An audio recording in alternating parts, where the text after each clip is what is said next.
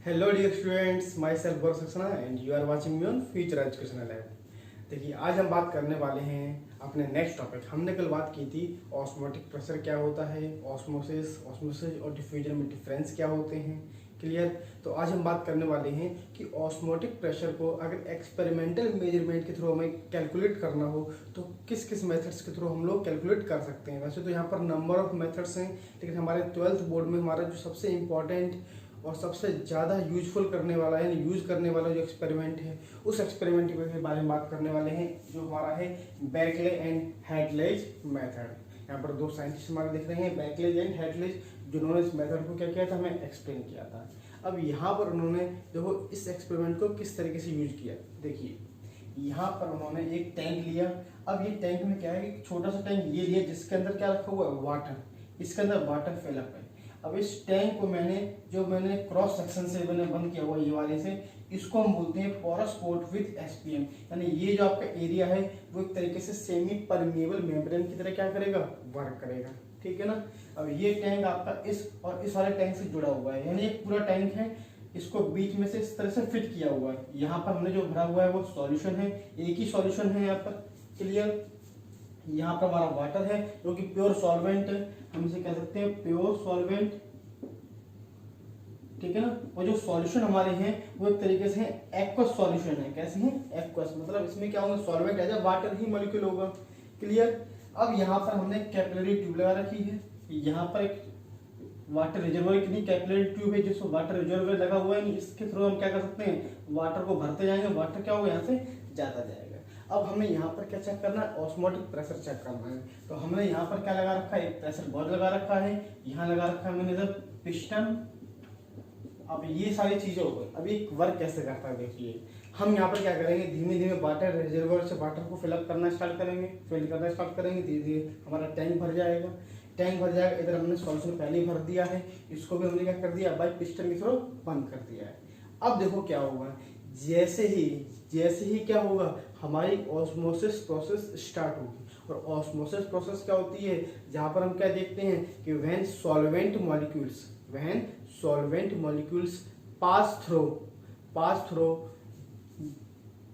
Semi permeable membrane to solution side. यानी यहाँ पर क्या होगा, वाटर के जो मॉलिक्यूल्स होंगे वो सॉल्यूशन की साइड क्या होंगे, मूव करना स्टार्ट कर देंगे। कुछ इधर भी जाएंगे, कुछ इधर भी जाएंगे, राइट। और सेमी परमेबल मेम्ब्रेन थ्रू क्या होंगे, ये इधर से इधर जाते रहेंगे, ये वाले इधर नहीं आएंगे, क्योंकि यहाँ पर क्या कंसेंट्रेशन कैसी है, वाटर की कंपेरिजन इनकी कंसेंट्रेशन कैसी है, ज्यादा है।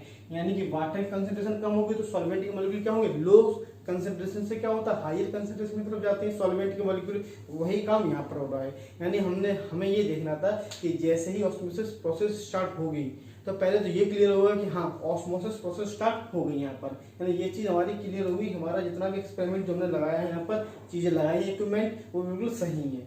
अब हम क्या करेंगे, जैसे जैसे वाटर का पानी, जैसे जैसे वाटर इधर उधर जाएगा, वाटर के मॉलिक्यूल इधर जाएंगे या इधर जाएंगे, दोनों तरफ जाना शुरू करेंगे, तो धीमे धीमे क्या होगा, जो ये वाटर का लेवल है वो लेवल क्या होगा, नीचे डाउन होना स्टार्ट कर देगा।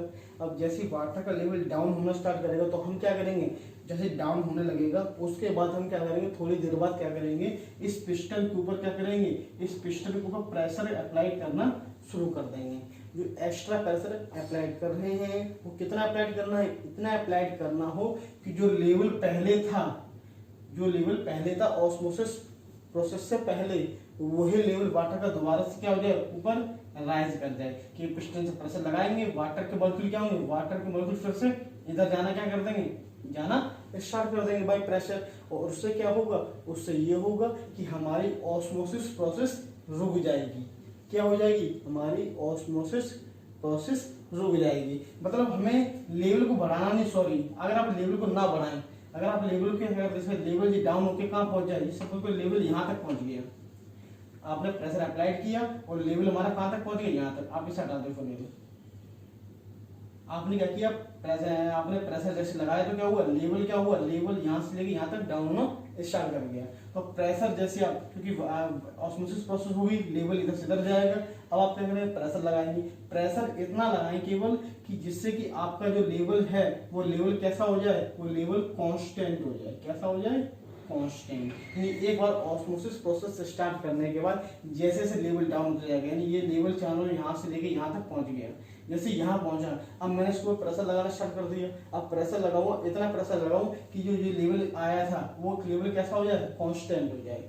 तो उस प्रेशर को हम लोग क्या बोलेंगे, ऑस्मोटिक। क्यों? क्योंकि कांस्टेंट का मतलब क्या हो गया, ऑस्मोसिस प्रोसेस क्या हो गई, रुक गई है। क्योंकि हमने ऑस्मोटिक प्रेशर को जब हमने थ्योरी पढ़ी थी तो वहां पर भी यही देखा था कि जब हम एक्स्ट्रा एडिशनल प्रेशर अप्लाइड करते हैं ऑन द सॉल्यूशन साइड, तो जो ऑस्मोसिस प्रोसेस रुक जाती है यानी स्टॉप हो जाती है, तो उसी एक्स्ट्रा एडिशनल प्रेशर को हम लोग बोलते थे ऑस्मोटिक प्रेशर। तो यहाँ पर भी बिल्कुल यही केस है कि इधर भी हम लोग क्या बोलेंगे, उसे एडिशनल प्रेशर को क्या बोल देंगे, हम लोग बोलेंगे ऑस्मोटिक प्रेशर। क्लियर? तो इस तरीके से बेरक्ले एंड हैडले मेथड के द्वारा हम लोग क्या करते हैं, ऑस्मोटिक प्रेशर भी क्या करते हैं, कैलकुलेट करते हैं। क्लियर? तो आप इस डायग्राम को नोट कर लीजिए, जनरली आप समझ गए हैं, तो हमें बस समझने से मतलब था कि किस तरीके से ये वर्क करता है। क्लियर? आप इसे नोट कर लीजिए। फिर हम बात करते हैं अपने next topic, isotonic solution, hypertonic solution और हाइपोटोनिक सॉल्यूशन हमारी क्या होती है। चलिए तो बात करते हैं हम लोग आइसोटोनिक सॉल्यूशन हमारे क्या होते हैं। देखिए आइसोटोनिक सॉल्यूशन को आप इसे ऐसे समझिए कि यहाँ पर मैं क्या करता हूँ, दो डिफरेंट सॉल्यूशन लेता हूँ, ए और बी। ये दोनों ही हमारे क्या हैं, ये दोनों ही हमारे सॉल्यूशन हैं। क्या है, सॉल्यूशन। ठीक है ना। अब सॉल्यूशन ए का ऑस्मोटिक प्रेशर सपोज कीजिए पाई ए है, और बी सॉल्यूशन का जो ऑस्मोटिक प्रेशर है सपोज की कितनी है, पाई बी। अब केस ये है कि आप इन दोनों सॉल्यूशन को क्या करेंगे, कंपेयर करेंगे उनकी वैल्यू ऑफ ऑस्मोटिक प्रेशर, यानी आप ऑस्मोटिक प्रेशर की वैल्यू को कैलकुलेट करेंगे, यानी पाई ए और पाई बी। अगर पाई ए और पाई बी दोनों सॉल्यूशन की वैल्यू क्या होती है, इक्वल होती है, कंडीशन क्या होनी चाहिए, इक्वल, तो such solutions are called as isotonic solution. आपने नाम देखा भी होगा कि आइसो वर्ड यूज किया हुआ है, आइसो। आइसो मतलब क्या होता है, सिमिलर होना चाहिए। यहाँ पर क्या होना चाहिए, सिमिलर। तो यहाँ पर सिमिलर क्या है, यहाँ पर सिमिलर है ऑस्मोटिक प्रेशर। जैसे आइसोटोप्स, तो ऐसे एलिमेंट जिनका एटॉमिक नंबर कैसा होना चाहिए, सिमिलर होना चाहिए, तो वो क्या होते हैं, आइसोटोप्स होते हैं। आइसोबार्स क्या होते हैं, such elements which have same atomic masses which called as atomic, यानी आइसोबार्स। तो इस तरीके से हमने आइसो का मीनिंग समझा था 11th क्लास में भी, वही काम हमने यहाँ देखा आइसोटोनिक सॉल्यूशन के लिए कि such solutions which have same osmotic pressure at same temperature. यहाँ पर आप कह सकते हो at constant temperature, at constant temperature. इस कंडीशन पर दोनों पाई ए और पाई बी जब इक्वल होंगे तो क्या होगा, ऐसे सॉल्यूशंस को हम लोग क्या बोलते हैं, आइसोटोनिक सॉल्यूशन बोलते हैं। क्लियर? अगर यही कंडीशन अप्लाई ना हो, क्या, अगर मैं वही सॉल्यूशन लेता हूं, दोनों सॉल्यूशन नंबर ए और सॉल्यूशन बी, ठीक है ना। अब यहां पर क्या हो, सॉल्यूशन ए का जो ऑस्मोटिक प्रेशर है सपोज वो पाई ए, और इसका है पाई क्या है, पाई बी, ठीक है ना। अब यहाँ पर मैं क्या करता हूँ, सपोज करो जब मैंने एक्सपेरिमेंट से निकाला था अलग अलग, तो इसका यानी कि बी सॉल्यूशन का जो ऑस्मोटिक प्रेशर था वो थोड़ा सा क्या निकला, ज्यादा निकला, और ए सॉल्यूशन का क्या है, कम। जब मैंने इन दोनों को कंपेयर किया तो मुझे इसकी वैल्यू ज्यादा मिली, इसकी वैल्यू क्या मिली, कम मिली। तब मैं क्या करूंगा, तब मैं जिस सॉल्यूशन का ऑस्मोटिक प्रेशर ज्यादा होगा, ऐसे सॉल्यूशन को हम लोग बोलते हैं हाइपरटोनिक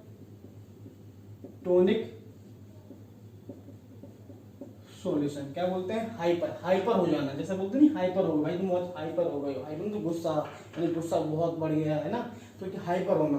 तो यहाँ पर क्या ऑस्मोटिक प्रेशर क्या हो गया, बहुत बढ़ गया है कंपैरिजन दूसरे सॉल्यूशन के, तो क्या हो जाएगा, इसको बोलेंगे हाइपरटोनिक सॉल्यूशन। और ए को हम लोग क्या बोलते हैं, ए को बोलते हैं हाइपोटोनिक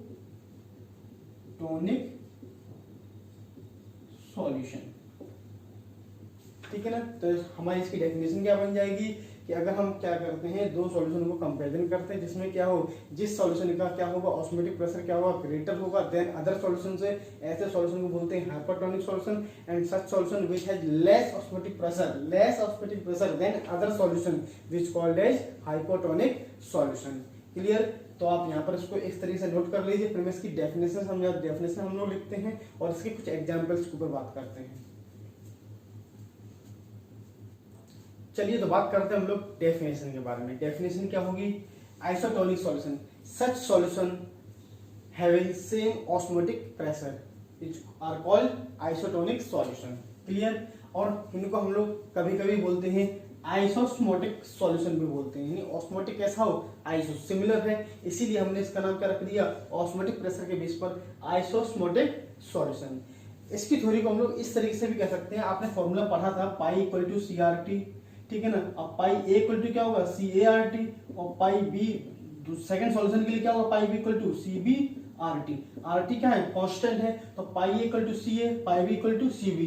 तो pi A equal to pi B है, तो सी ए इक्वल टू क्या हो जाएगा, वो भी सी बी हो जाएगा, यानी कंसेंट्रेशन दोनों की कैसी है, सिमिलर है। जब कंसेंट्रेशन आपस में सिमिलर है तो हम इसकी थ्योरी क्या बनाएंगे, तब भी हमारी बात वही रहेगी, solutions of equimolar concentration at the same temperature have same osmotic pressure called isotonic solution. यानी कि हमने देखा कि जो भी हमारे सॉल्यूशंस अगर आइसोटोनिक फॉर्म में हैं, both solutions are in isotonic form, it means that both have same concentration. Clear, उनकी कंसंट्रेशन कैसी होगी, हमेशा सिमिलर होगी।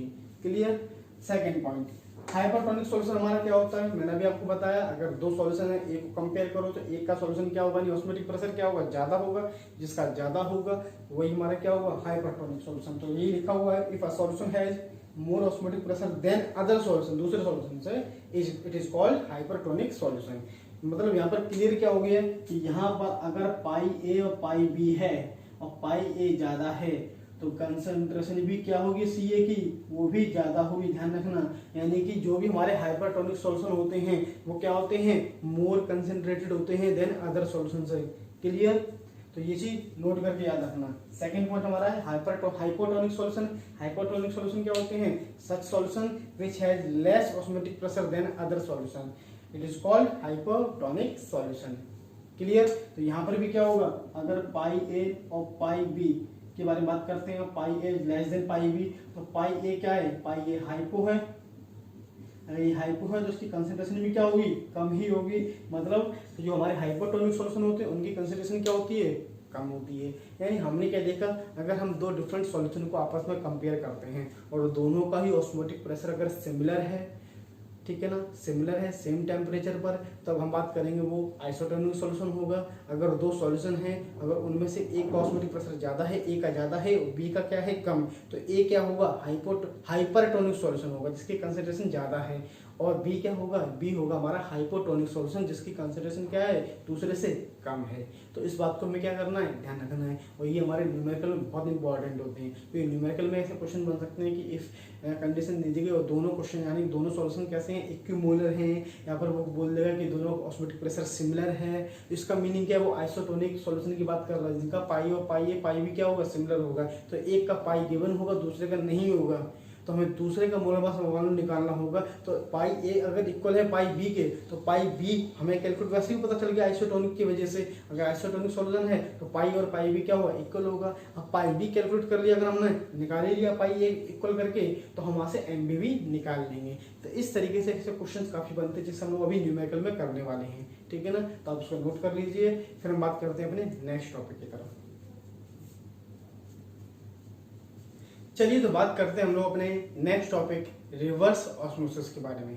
ये रिवर्स ऑस्मोसिस क्या होता है, अगर आप इसका नाम को देखें तो क्या होगा, रिवर्स ऑस्मोसिस, यानी कि ऑस्मोसिस प्रोसेस क्या हो जाए, रिवर्स हो जाए, उसी को हम लोग बोलते हैं रिवर्स ऑस्मोसिस। मतलब ऑस्मोसिस में क्या होता था, ऑस्मोसिस में सॉल्वेंट के मॉलिक्यूल्स प्योर सॉल्वेंट के प्योर सॉल्यूशन प्योर क्या कहते हैं, प्योर सॉल्वेंट की साइड से किसकी तरफ जाते थे, सॉल्यूशन की तरफ जाते थे, यानी कि लो सॉल्यूट टू यानी लोअर कंसंट्रेशन से हायर कंसंट्रेशन की तरफ। रिवर्स ऑस्मोसिस में क्या होता है, जस्ट अपोजिट। आप ऐसा समझिए, मैंने एक टैंक लिया है, टैंक को मैंने डिवाइड कर दिया है सेमी परमेबल मेम्ब्रेन के थ्रू, यानी यहाँ पर सेमी परमेबल मेम्ब्रेन लगी हुई है आपकी, ठीक है ना, और यहाँ पर आपके पिस्टन लगे हुए हैं दोनों तरफ, जिसके ऊपर क्या लग रहा है, प्रेशर ऑफ एटीएम यानी एटमॉस्फेरिक प्रेशर लग रहा है अभी भी, ठीक है ना।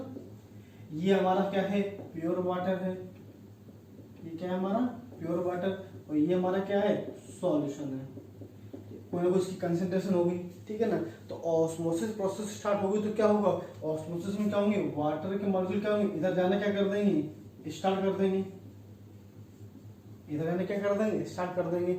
हम क्या करेंगे, सॉल्यूशन साइड पर जो एक्स्ट्रा प्रेशर लगाएंगे, यानी प्लस मैंने अगर पाई एटीएम प्रेशर लगा दिया, अगर यानी पाई एटमॉस्फेयर यानी कि पाई प्रेशर लगा दिया, ऑस्मोटिक प्रेशर मैंने पाई लगा दिया, तो क्या होगा, ये इधर जाना क्या कर देंगे, बंद कर देंगे, यानी स्टॉप हो जाएंगे। स्टॉप करने को हम बोल देते हैं ऑस्मोटिक प्रेशर।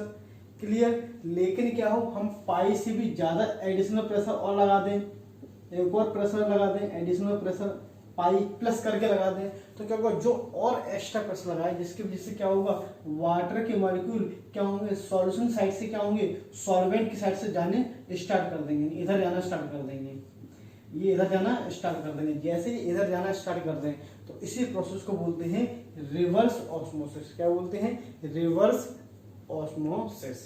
यानी क्या हो गया, the external pressure applied on the solution side when molecules of solvent, yes, when solvent molecules goes to the solvent side from the solution, which is called as reverse osmosis, and it may be said that or reverse osmosis is a opposite process of osmosis. Clear? तो आप इसको एक बार diagram बना लीजिए, फिर इसके हम definition भी लिख देते हैं। चलिए, तो इसकी डेफिनेशन क्या होगी, देखिए, process of movement of solvent molecules from solution to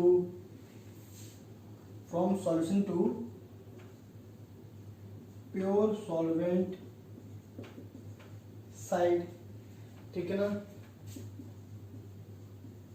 through a semi permeable membrane called reverse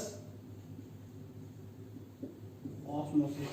The process of movement of solvent molecules from solution to pure solvent side through a semi-permeable membrane called reverse osmosis.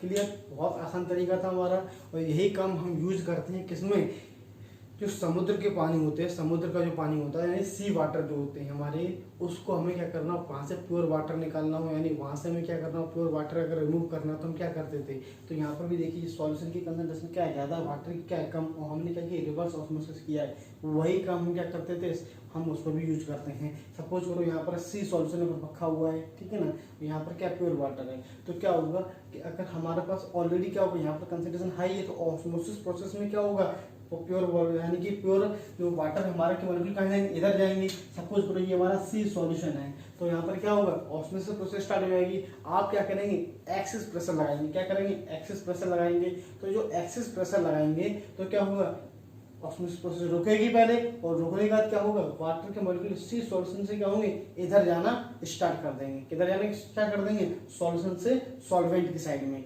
तो इस pressure को हम लोग क्या बोलते हैं, इसी extra pressure के यूज की मदद से हम लोग क्या करते हैं, ऑस्मोसिस प्रोसेस क्या करते हैं, ऑस्मोसिस यानी रिवर्स ऑस्मोसिस प्रोसेस क्या करते हैं, कैलकुलेट करते हैं। तो इसकी डेफिनेशन एग्जैक्ट क्या होगी, the process of movement of solvent molecules from solution to pure solvent side through a semi permeable membrane. आप ऐसे भी लिख सकते हो, by applying excess pressure is called reverse osmosis by applying axis pressure, ठीक है ना। और एक बार ध्यान रखना, इसको हमने लिख देता हूं more than osmotic pressure, osmotic pressure से क्या होगा, हमेशा ये ज्यादा ही होगा, ये बात ध्यान रखना। क्लियर। ऑस्मोटिक प्रेशर के यूज क्या करते हैं, यानी वो प्रेशर होगा, इतना एक्स्ट्रा प्रेशर जहाँ पर ऑस्मोसिस प्रोसेस क्या हो जाए, केवल स्टॉप हो जाए। रिवर्स करने के लिए जो हम एक्स्ट्रा प्रेशर लगाते हैं उसको बोलते हैं क्या, रिवर्स ऑस्मोसिस प्रेशर, ठीक है ना। तो ये आपकी क्या हो गई, ऑस्मोसिस यानी रिवर्स ऑस्मोसिस प्रोसेस हो गई है। आप इसको नोट कर लीजिए, फिर हम बात करते हैं अपने नेक्स्ट टॉपिक की तरफ। क्लियर। चलिए, तो बात करने वाले हम लोग अपने biological significance of osmosis process, जिसमें मैंने आपको बताया था कि हम दो पार्ट पढ़ेंगे इसके अंदर। एक होगा हमारा हेमोलिसिस एंड सेकंड होगा हमारा प्लाज्मोलिसिस। तो इसको हम अच्छे तरीके से समझते हैं। चलिए स्टार्ट करते हैं। जितने भी हमारे प्लांट्स और बॉडीज होते हैं वो कंपोज्ड होते हैं हमारे नंबर ऑफ या लार्ज नंबर ऑफ सेल्स के थ्रू। क्लियर? जितने भी हमारे एनिमल्स और प्लांट्स की बॉडीज होती है वो नंबर ऑफ लार्ज सेल्स से क्या होती है, मिलकर बनी होती हैं। ठीक है ना? अब उन सभी सेल्स में क्या होता है, उन सभी सेल्स में एक फ्लूइड भरा होता है, उस फ्लूइड को हम लोग बोलते हैं सेल्स। क्या बोलते हैं? सेल्स है। और जो फ्लूइड होता है वो कवर्ड होता है एक मेम्ब्रेन के थ्रू। क्या होता है? कवर्ड होता है एक मेम्ब्रेन, जिसे हम लोग उसकी वॉल्स भी बोलते हैं। जो वॉल्स होती है वो सेमी परमेबल मेम्ब्रेन की तरह क्या करती है, हमारी एक्ट करती है, जिसे बोलते हैं लिविंग साइटोप्लाज्मिक मेम्ब्रेन। क्या बोलते हैं? Living cytoplasmic membrane. क्लियर? अब क्या होता है यहाँ पर, हम यहाँ पर इसको बाद में समझते हैं, आप पहले इसे समझिए। हमारे जो प्लांट्स होते हैं, आपने देखा होगा जो प्लांट्स क्या करते हैं वो बाय रूट्स के थ्रू क्या करते हैं, हमारी सॉइल से, ये हमारी क्या है, सॉइल, और ये हमारा क्या है, रूट्स यानी जड़ें। पेड़ की जड़ें क्या करती है, पेड़ की जड़ क्या करती है, सॉइल से वाटर को एब्जॉर्ब करती है, और वो सॉइल से एब्जॉर्ब करने के बाद वो जड़ें धीमे धीमे पेड़ के हर एक पार्ट, यानी जितना भी हमारे ट्रीज के जितने भी हमारे पार्ट्स होते हैं, जहाँ वाटर की क्या होनी चाहिए, नीड होनी चाहिए, वहां पर क्या होता है, वाटर इजिली पहुंच जाता है। अब वो पहुंचाता है कैसे, वो पहुंचाता है उस पेड़ के, जितने भी हमारा पूरा पेड़ है वो क्या है, लार्ज नंबर ऑफ सेल से बना हुआ है। वो सेल्स क्या होते हैं, आपस में कांटेक्ट में जुड़े रहते हैं। अब देखो वो काम कैसे करते हैं। अब देखिए यहाँ पर जो हमने सेल देखा, अब कंडीशन आपकी क्या है। अब देखिए अगर आपके सेल को हम क्या करते हैं, किसी भी हमारे सेल मतलब एनिमल बॉडीज या फिर हम प्लांट्स बॉडीज के बारे में बात कर रहे हैं, animals bodies and plants bodies. तो यहाँ पर जब क्या होगा, सेल आपके वाटर या फिर किसी भी डाइल्यूट सॉल्यूशन के कांटेक्ट में आएगा। किस सॉल्यूशन के कांटेक्ट में, जिसका ऑस्मोटिक प्रेशर क्या हो, कम हो। किसकी कंपैरिजन, देन सेल की, यानी कि आपने जो osmotic pressure of cell sap, क्योंकि सॉल्यूशन तो हमारा यही है, तो हम क्या बोलेंगे, the osmotic pressure of cell sap is higher than osmotic pressure of dilute solution. Clear? ऐसी कंडीशन में क्या होगा, क्योंकि कंसंट्रेशन इसकी ज्यादा है, सेल शेप की कंसंट्रेशन क्या है, ज्यादा है। इसको मैं कर देता हूं इस तरीके से, सेल शेप। ठीक है ना? अब इसका सपोज करो पाई है, ए कर देता हूं, इसे कर देता हूं पाई बी।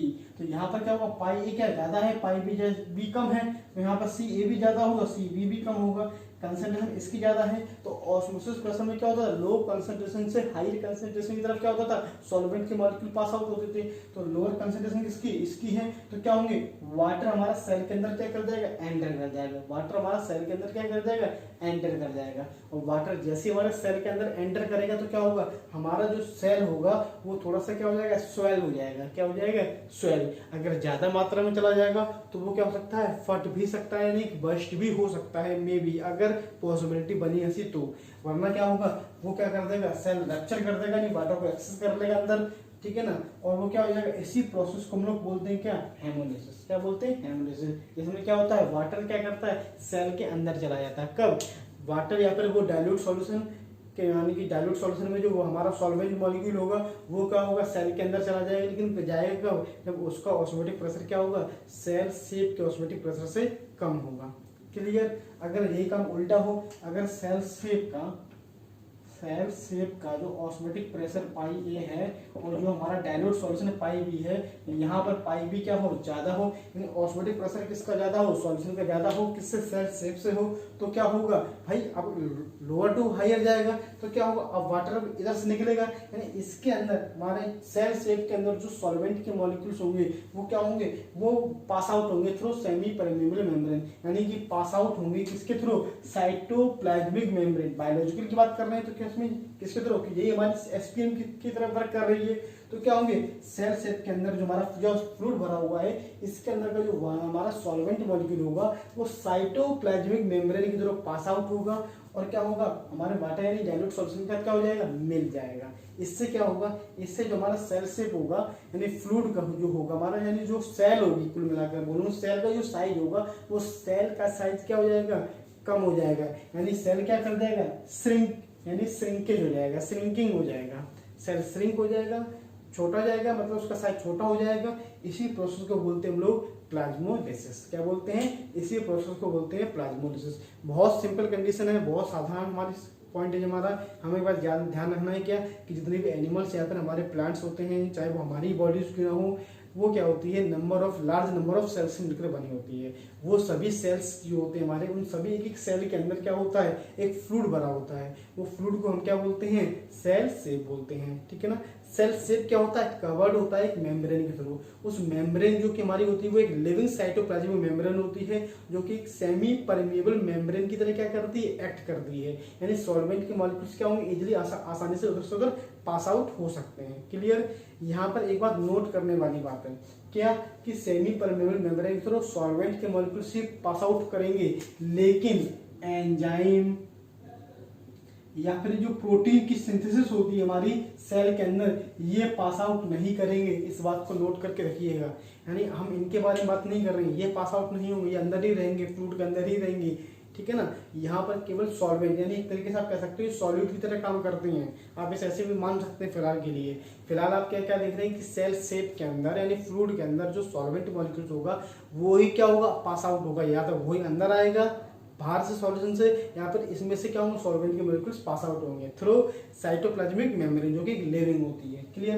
कंडीशन क्या है, कंडीशन 2 बनी हमारी। पहली कंडीशन जिसमें क्या होगा कि अगर हमारा पास सेल अगर किसी डाइल्यूट सॉल्यूशन या वाटर के कांटेक्ट में जाता है, उस सॉल्यूशन के कांटेक्ट में आता है जिसका ऑस्मोटिक प्रेशर ऑलरेडी कैसा हो, लो हो, यानी ऑलरेडी उसका ऑस्मोटिक प्रेशर कैसा हो, लो हो, कंपेयर देन किसके, इस फ्लूइड के क्या कहते हैं कंसंट्रेशन या फिर ऑस्मोटिक प्रेशर से क्या हो, कम होता है अगर, तो क्या होगा, वाटर जो हमारा होगा डाइल्यूट सॉल्यूशन के जो हमारे सॉल्वेंट मॉलिक्यूल्स होंगे वो क्या कर जाएंगे, सेल के अंदर क्या कर जाएंगे, एंटर कर जाएंगे, जिससे हमारा सेल रैप्चर हो जाएगा, यानी बढ़ जाएगा, साइज बढ़ जाएगा, और इसी प्रोसेस को हम लोग बोलते हैं हेमोलिसिस।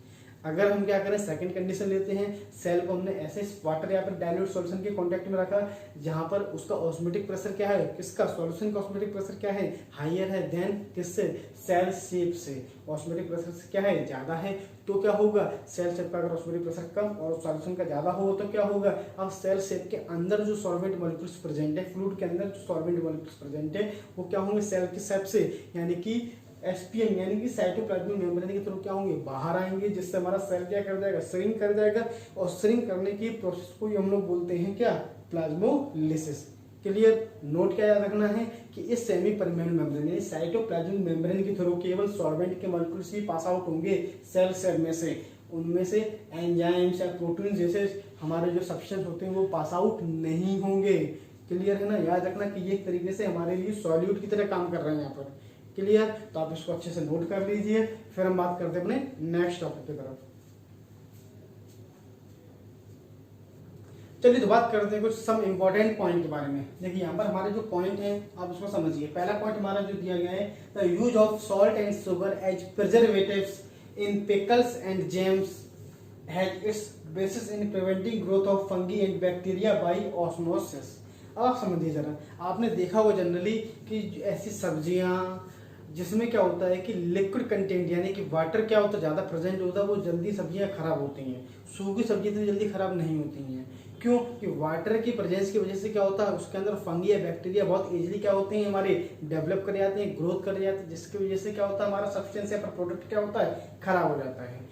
बिल्कुल वैसा ही क्या होता है अचार बनाने के लिए। आपने देखा होगा जनरली आम जो होता है हमारा कच्चा आम, अगर आप उसे रख दीजिए धूप में या फिर ऐसी जगह रखा हुआ तो धीमे धीमे क्या होता है, सड़ने लगता है, और सड़कर क्या हो जाएगा, खराब हो जाएगा।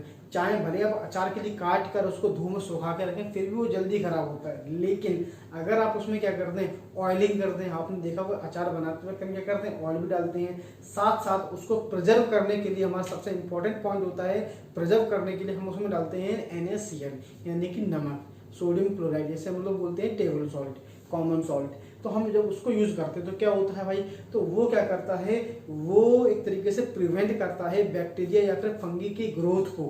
क्या करता है, ऑस्मोसिस प्रोसेस को रोकता है। ऑस्मोसिस प्रोसेस को रोकता है किधर, वाटर के मॉलिक्यूल अंदर इनसाइड एंटर ना कर जाए हमारे किसकी तरफ, जो पिकल्स होते हैं हमारे, ठीक है ना, उसके अंदर एंटर ना कर जाए, जिससे कि वो स्वेल करेगा, स्वेल करके धीमे धीमे क्या हो जाएगा, अंदर फंगी या बैक्टीरिया डेवलप हो जाएंगे।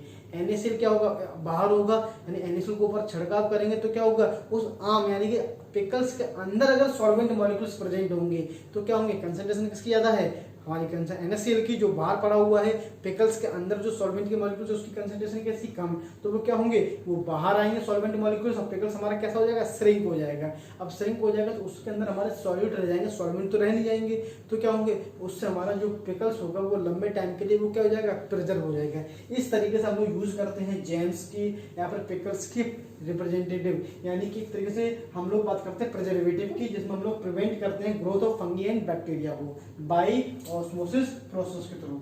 ठीक है ना, तो ध्यान रखना कि यहाँ पर हमने ऑस्मोसिस प्रोसेस को क्या करा, देखा है। हमारा सेकंड पॉइंट है जो सबसे ज्यादा इंपॉर्टेंट है, जहां से क्वेश्चन बोर्ड में सबसे ज्यादा बनते भी हैं।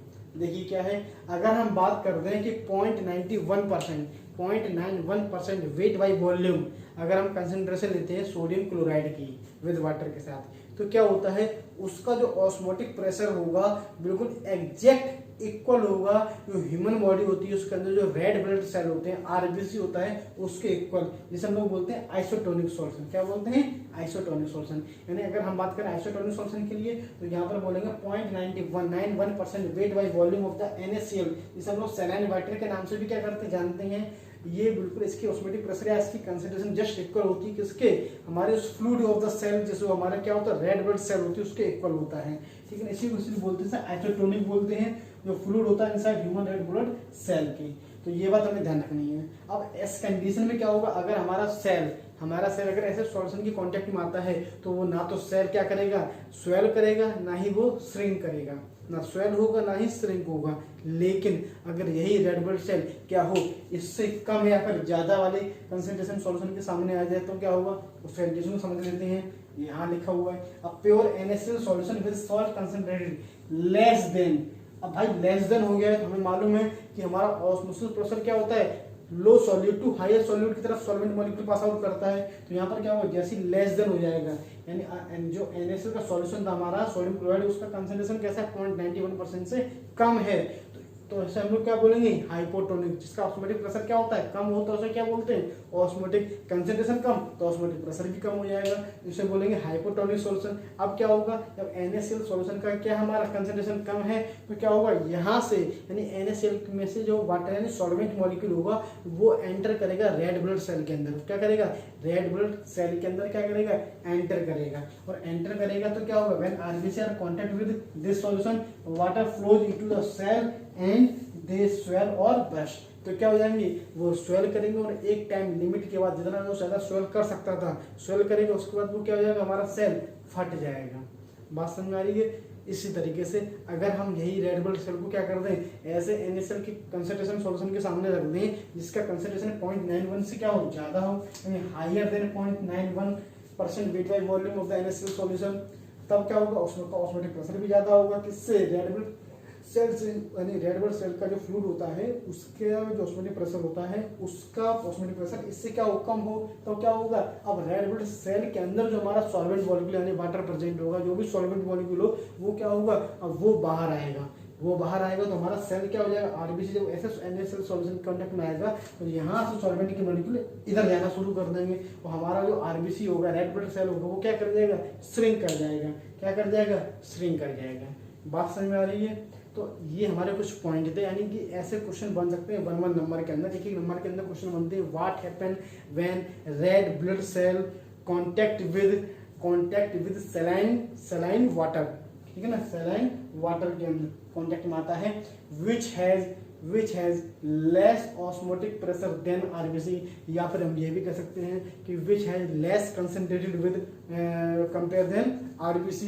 कंसंट्रेशन के बेस पर बोल सकता है, ऑस्मोटिक प्रेशर के बेस पर बोल सकता है। अगर वो लेस ऑस्मोटिक या लेस कंसंट्रेशन में अगर है तो क्या होगा कंडीशन, आप इसके थ्रू क्या कर सकते हैं, उसे बता सकते हैं। बात समझ में आ गई, क्लियर। एक बात और ध्यान रखिए, आपके जो आरबीसी होती है यानी कि जो रेड ब्लड सेल होते हैं, जो क्या होते हैं, कभी कभी स्वेल करते हैं, कभी कभी श्रिंक करते हैं, यानी कि जो स्वेलिंग होती है, अब स्वेलिंग से क्या होता है, खास तौर से स्वेलिंग से जब स्वेल करते हैं, पफिंग करते हैं, तो क्या होता है कि इसकी वजह से एक बीमारी यानी कि हमें एक बीमारी यानी डिजीज होती है, उसको बोलते हैं एडिमा।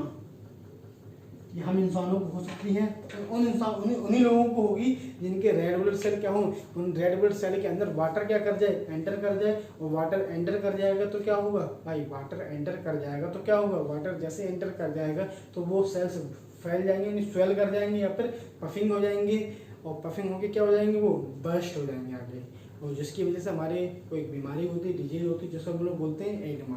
क्लियर? तो आप इसको नोट कर लीजिए और अच्छे से याद कर लीजिए जो पॉइंट जो मैंने आपको बताए हैं। यहाँ का जो इम्पोर्टेंट पॉइंट है, यहाँ से 1 नंबर का क्वेश्चन गारंटेड आता है हर साल। ठीक है, कॉम्पिटिशन में भी काफ़ी तरह पूछा जा चुके हैं, इसलिए आप इसे जल्दी से नोट कीजिए। फिर हम बात करते हैं अपने नेक्स्ट टॉपिक की तरफ।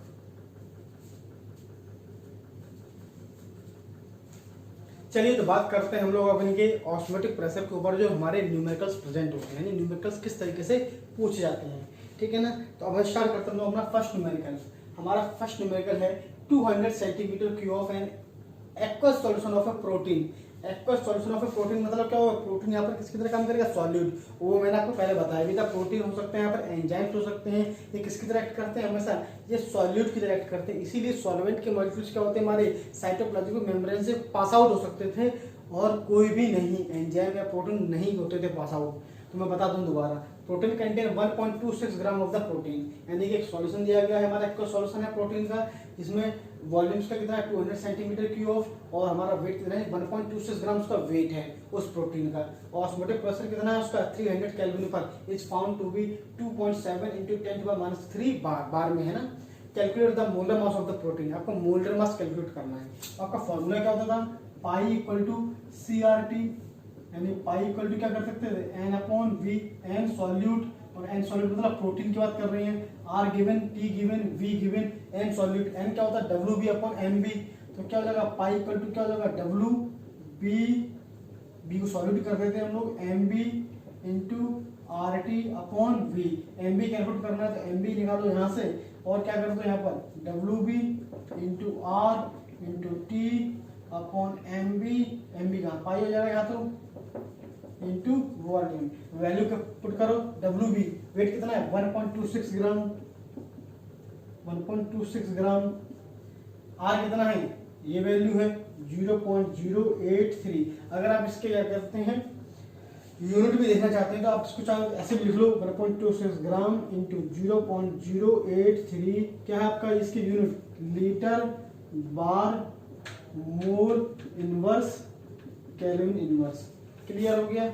आप नीचे कीजिए क्या, पाई की वैल्यू कितनी है हमारी, पाई की वैल्यू दी हुई है 2.7 × 10⁻³ बार, 2.7 × 10⁻³ बार, ये बार में आ गई हमारी।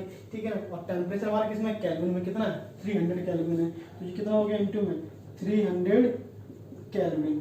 टेम्परेचर आपके ऊपर था, सॉरी, तो आप टेम्परेचर ऊपर कीजिए 300 केल्विन। ठीक है ना, अब आपके पास क्या है, वॉल्यूम कितना है आपके पास 200 सेंटीमीटर क्यूब। इसे लीटर में करना क्यों, लीटर में इसलिए करना क्योंकि हमारा आर की वैल्यू किसमें, लीटर में है।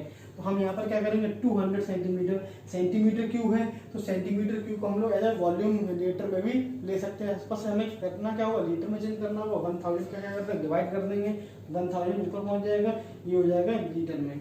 अब आप इसे कीजिए सॉल्व। चलिए सॉल्व करते हैं। सॉल्व करने में क्या होगा, हमारा 1000 को मल्टीप्लाई कर ही दिया है, तो क्या करेंगे सॉल्व करेंगे, तो बार से बार गया, आप पहले से चेक कर लीजिए।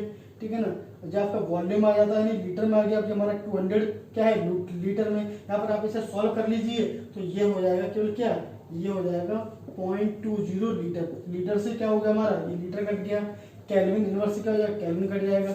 इसको सॉल्व करेंगे तो क्या आएगा, ग्राम पर मोल में आंसर आएगा। ठीक है ना, इस वैल्यू को पूरा कैलकुलेट करेंगे तो आपको वैल्यू मिलेगी 61039, 61039 ग्राम पर मोल, ये होगा आपका आंसर। देखिए क्वेश्चन किस तरीके से क्वेश्चन यहाँ पर बनता है, आपको ऑस्मोटिक प्रेशर के ऊपर क्वेश्चन अगर बनेगा तो सिंपल तरीके से बनेगा।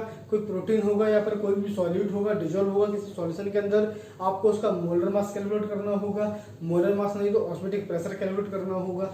दो टाइप की होगी। तीसरा टाइप का क्वेश्चन ये बनेगा कि दो सॉल्यूशन आपस में दिए गए हैं और दोनों सॉल्यूशन में से आपको बोला गया है कि उनका ऑस्मोटिक प्रेशर कैसा है, दोनों का इक्वल है, दोनों का कैसा इक्वल है और एक का दिया गया है, दूसरे का नहीं दिया गया है, लेकिन दूसरे का मोलर मास पूछा गया सॉल्यूट का, तो अब क्या करोगे, दोनों को बराबर करोगे, उससे मोलर मास निकालोगे, पाई इक्वल टू पाई भी कैलकुलेट हो गया, तो वहां से आप क्या करोगे, पाई भी इक्वल टू करके यहाँ से उसका मोलर मास ऑफ सॉल्यूट निकालोगे। इस तरीके से क्वेश्चन बनते हैं, आप इसको नोट कीजिए। फिर हम बात करते हैं अपने सेकंड क्वेश्चन की तरफ। चलिए तो बात करते हैं हम लोग अपने सेकंड क्वेश्चन की तरफ। अभी जैसा कि मैंने आपको देखो पहले क्वेश्चन में बताया था कि आपको बस ये ध्यान रखना होगा, यूनिट आपकी कैसी होनी चाहिए, सिमिलर होनी चाहिए। मैंने वहां पर वॉल्यूम किस में चेंज किया, लीटर में। क्यों, जनरली आप एक बार नोटिस करना कि जो आपका हर बार आर की वैल्यू दिया होता है वो हर बार लीटर बार में दिया होता है। तो ध्यान रखना कि अगर लीटर में है तो वॉल्यूम लीटर में लेना होगा, अगर ये हमारा सेंटीमीटर क्यूब में है तो उसे सेंटीमीटर क्यूब में लेना होगा। जैसा हमारा वॉल्यूम आर का होगा वैसे ही वॉल्यूम लेंगे सॉल्यूशन का। ऑस्मोटिक प्रेशर का हमें कैलकुलेट करना है, हमारा आर अगर बार में है तो ऑस्मोटिक प्रेशर की यूनिट भी क्या होगी, बार में होगी। अगर आर की वैल्यू हम वो लेते एटीएम वाली लेते तो हमारा ऑस्मोटिक प्रेशर भी किसमें होता है, एटीएम में। यानी कि इसकी यूनिट हमें यहाँ से पता चल जाएगी कि हमें इसकी यूनिट कैसे निकालनी है। ये केल्विन में है, टेम्परेचर केल्विन में दिया गया, कोई दिक्कत नहीं। अगर टेम्परेचर केल्विन में नहीं होता तो या तो हम इसे चेंज नहीं करते, हम इसको ही चेंज कर लेते, डिग्री सेल्सियस में चेंज कर लेते या फिर केल्विन में चेंज कर लेते, ठीक है ना, जैसा हमें दिया होता है। फिलहाल हमें दिया गया है क्या, गिवन में क्या है आंसर में, देखो जरा, if 1.71 gram of sugar are dissolved, solute है तो WB कैलकुलेट हो गया सीधे सीधे 1.71 ग्राम।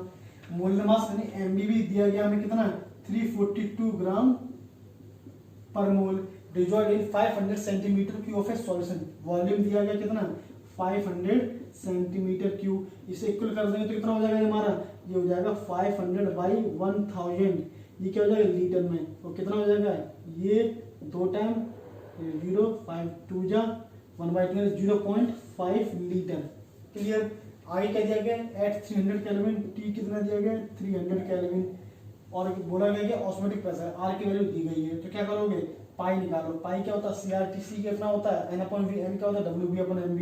तो क्या होगा, WB/MB इंटू इधर क्या हो जाएगा, CRT, इधर क्या हो जाएगा, WB, इधर हो जाएगा V। कैलकुलेट करो, WB कितना दिया गया, 1.71 इंटू, चलो यूनिट भी चेक कर लेते हैं एक बार आपके लिए। आर कितना दिया गया, आर दिया गया 0.083 litre bar mole inverse kelvin inverse into T कितना दिया गया, टी दिया गया 300 केल्विन अपॉन आपको MB कितना दिया गया, 342 ग्राम पर मोल इंटू वॉल्यूम कितना दिया गया, वॉल्यूम दिया गया हमारा 0.5 लीटर। चलो पहले यूनिट को निकालते हैं। पर मोल है तो मोल ऊपर चला जाएगा, मोल ऊपर चला जाएगा तो मोल और मोल इनवर्स का आपस में कैलकुलेट कट जाएंगे, लीटर से लीटर कट जाएगा, ग्राम से ग्राम कट जाएगा, और क्या जाएगा, केल्विन से केल्विन इनवर्स कट जाएगा। क्या रह जाएगा, कि बार रह जाएगा। और हमारा ऑस्मोटिक प्रेशर किस में हम लोग मेजर करेंगे, तो बार में करते हैं, तो बार मिल गया रहेगा, यानी कि हमें किल बार मिलता है। अब इसको पूरा कैलकुलेट करो, जब आप इसको पूरा कैलकुलेट करेंगे तो आपको वैल्यू मिलेगी 0.249, और हमारी यूनिट का बची बार। ये आपका क्या हो जाएगा, पाई, यानी कि ऑस्मोटिक प्रेशर किसका, उस सॉल्यूशन का। देखा आपने कितना आसान था। यूनिट आपको बहुत अच्छे से ध्यान रखनी है। यहाँ पर ऐसे क्वेश्चंस में यूनिट हमारी क्या करती है, गड़बड़ी करती है, तो यूनिट को आपको बहुत अच्छे से समझना है और उनके न्यूमेरिकल्स को भी बहुत अच्छे से लगाना है। तो आपके 2 क्वेश्चन हो गए, एक क्वेश्चन और लगाते हैं और वीडियो को क्या करते हैं, क्लोज करते हैं। तो फिलहाल इसको आप नोट कर लीजिए। चलिए तो बात करते हैं हम लोग अपने आज के सबसे लास्ट न्यूमेरिकल के बारे में। देखिए लास्ट न्यूमेरिकल हमारा क्या है, 36 ग्राम ऑफ ग्लूकोज डिजॉल्व्ड पर litre of solution has an osmotic pressure of 4.98 bar at 300 Kelvin. If the osmotic pressure of the solution is 1.676 bar at the same temperature, what would be its concentration? आपको एक तरीके से देखा गया है कि एक सॉल्यूशन दिया गया जिसका आपको WB दिया गया है, यानी आपको ये दिया गया 36 ग्राम ग्लूकोज डिजॉल्व्ड है पर लीटर ऑफ सॉल्यूशन में, has an osmotic pressure of 4.98 kelvin, यानी कि 4.98 बार एट 300 केल्विन। उसी टेम्परेचर पे एक और सॉल्यूशन है जिसकी कंसंट्रेशन आपको गिवन नहीं है। तो आपको क्या गिवन क्या क्या है, आपको दिया गया है आपको पाई अगर मैं इसको पहले सॉल्यूशन को मान लूँ, पाई 1 कितना दिया गया, 4.98 बार। क्लियर। कंसंट्रेशन कितनी दी गई इसकी, कंसंट्रेशन क्या होती है हमारी, कंसंट्रेशन होती है N/V, क्या होती है N/V, और N क्या होता है हमारा WB/MB/V। वॉल्यूम कितना 1 लीटर है, तो डब्ल्यू भी कितना 36 ग्राम, एम बी मोलर मास कितना दिया गया किसका 36 ग्राम। ग्लूकोज का मोलर मास कितना होता है 180, ग्लूकोज का कितना होता है 180, तो 180 किया आपने इंटू वॉल्यूम कितना है 1, तो आपने से क्या कर दिया इंटू 1 यानी 36/180, ये आपका क्या दिया गया C1, कितना दिया गया C1 दिया गया है। इसी तरीके से π2 सेकंड सॉल्यूशन के लिए आपको कितनी वैल्यू दी हुई, if the osmotic pressure of the solution is 1.76 बार, 1.76 बार दिया गया है at the same temperature. Temperature भी कैसा सेम, आर भी कांस्टेंट होता है गैस कांस्टेंट, टी भी क्या कांस्टेंट यानी π1, ठीक है ना। तो यहाँ पर ये वैल्यू दी गई है तो C2, और C2 आपको दिया नहीं गया कि कितना डिजॉल्व में कितने में, तो मुझे C2 ही कैलकुलेट करना है, what would be it's concentration यानी C2। क्लियर, तो हम क्या करेंगे अप्लाई करेंगे वॉन ऑफ इक्वेशन को, यानी इक्वेशन क्या होती है पाई इक्वल टू क्या होती है CRT, तो यहाँ पर pi 1 equal to C1 RT first equation हो गई, और पाई 2 इक्वल टू क्या हो जाएगा C2 RT, ये हमारी हो जाएगी सेकंड इक्वेशन। क्लियर, अब देखो आपको क्या क्या गिवन है भाई देख लेते हैं जरा। अगर हम आपसे देखा जाए तो RT हमारी कॉमन है, पाई 1 पाई 2 हमारी है, तो आप क्या करेंगे पाई 1 की वैल्यू कितनी दी गई है 4.98 बार, 4.98 बार अपॉन पाई 2 कितना दिया गया है, पाई 2 दिया गया 1.76 बार। ऐसे मैं क्या करता हूँ मैं लिख देता हूँ इक्वेशन 2 यानी इक्वेशन 1 डिवाइडेड बाई इक्वेशन 2, ठीक है ना। तो क्या हो जाएगा पाई 1 से पाई 2 मैंने यहाँ एक तरीके से इसका डिवाइड कर दिया मैंने इस तरीके से, क्या हो गया देखो C1 कितना दिया गया, C1 दिया गया 36/180 इंटू में RT, इधर C2 कैलकुलेट ही करना है इंटू RT, यहाँ पर वही है। टेम्परेचर कैसा सेम, टेम्परेचर कट जाएगा, R क्या होता है सिमिलर, R से R कट जाएगा। C2 निकालना है, सबको एक तरफ कर दो इधर एक तरफ कर दो, तो C2 क्या हो जाएगा C2 इधर ले जाएगा इधर ले जाओ, तो 36 इंटू 1.76 इधर जाएगा 180 इंटू 4.98, इसे सॉल्व करेंगे आपको मिल जाएगी इसकी वैल्यू, और जो भी मिलेगी वैल्यू कंसंट्रेशन किसमें होती है हमारी, कंसंट्रेशन आपको दी गई यहाँ पर कितने में, कंसंट्रेशन आपको दी गई number of moles per litre, क्या दिया गया मोल पर लीटर, तो यहाँ पर भी क्या आंसर क्या होगा मोल पर लीटर। यहाँ पर आप इसे कह सकते हैं कि किसमें वॉल्यूम 1 लीटर है, 1 लीटर किसमें होती है मोलरिटी में, तो आप इसको मोलरिटी भी कह सकते हैं। ध्यान रखना मोलरिटी क्या होती है number of moles of solute present 1 litre of solution, यहाँ पर भी आपको दिया गया है देन और यानी कि डिजॉल्व पर लीटर ऑफ द सॉल्यूशन, तो आपको ये मोलरिटी में भी दी गई है, यहाँ पर आप इसकी कंसंट्रेशन मोल पर लीटर लिख सकते हो।